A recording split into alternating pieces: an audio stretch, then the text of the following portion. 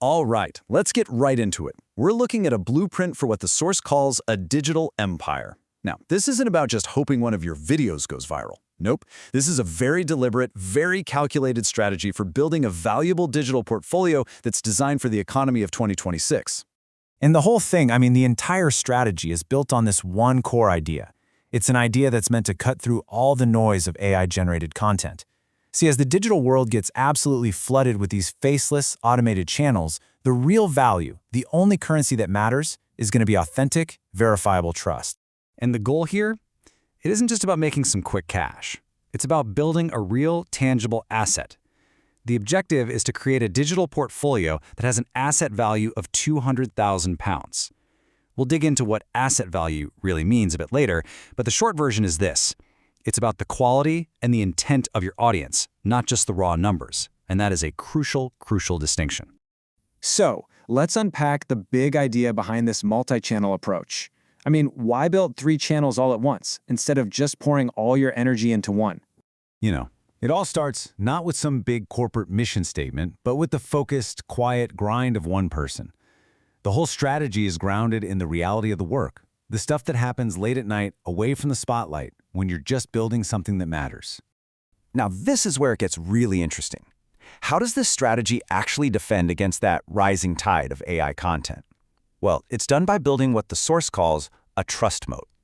Think of it like a defensive wall around your work built from transparency and proven expertise, something that pure automation just can't fake.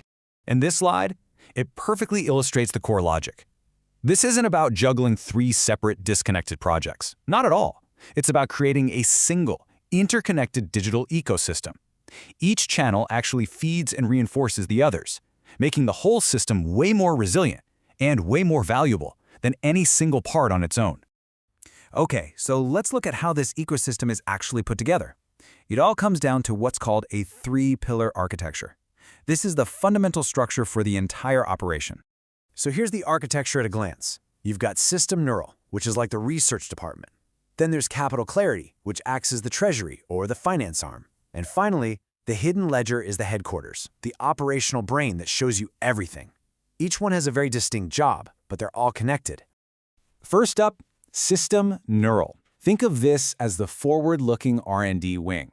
Its only job is to spot and track the groundbreaking tech trends that are reshaping our world. Things like what the source calls the invisible interface. It's always looking ahead. Then you have Capital Clarity. This is the financial engine. It takes all that future-focused research from System Neural and translates it into real, actionable investment insights and strategies. It's about turning raw data into what investors call alpha, a genuine edge. And the third pillar is the hidden ledger. This is the headquarters, and honestly, it's probably the most important piece for building that trust moat we talked about. It documents the entire process with total transparency. The wins, the failures, the tools, the burnout, the breakthroughs, all of it. It's the proof of work. Okay, so the obvious question, right?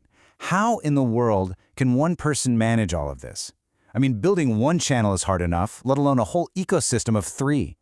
Well, the secret, according to the source, is using what's called an agentic workflow. Basically, you use specific AI tools as a force multiplier. They act like a 10-person media agency, handling specialized tasks like creating high-end visuals, generating narration, and synthesizing huge amounts of research. But this slide really nails the crucial point. The AI is a tool for execution. It's not the source of the vision. The machine handles the repetitive, heavy lifting, which frees up the human founder to focus on the truly irreplaceable work, the strategy, curating the ideas, and the overall vision. And that human work, well, it's intense. Just how intense is it? This number pretty much says it all. It represents the ratio of that hidden labor, the deep work that happens long before anything is ever published. And this quote just explains it perfectly. For every single minute of polished content you see on the screen, 4 hours of deep research, synthesis, and curation have already happened behind the scenes. The job completely shifts from just creating stuff to painstakingly curating reality into a story that's actually valuable. So, you've got the 3-pillar structure, and you've got the human-led, AI-powered workflow. But what's it all for? What's the endgame? It's all designed to lead to one thing: building a tangible, long-term asset. See, the focus here isn't on those vanity metrics we all see, like subscribers or view counts. It's on building asset value.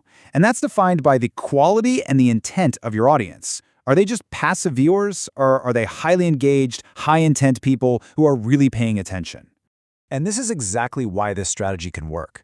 A smaller, niche audience of, say, 50,000 serious investors is a much more valuable asset to advertisers, to partners, to anyone who might want to acquire it, than a channel with 1 million casual viewers who have no specific interest. It's all about quality over quantity. And at the end of the day, this whole blueprint leaves us with a really provocative question. One about our own role in this new digital economy. As all these tools get more and more powerful, the distinction becomes clearer. The choice isn't just about what you consume anymore, but what you build.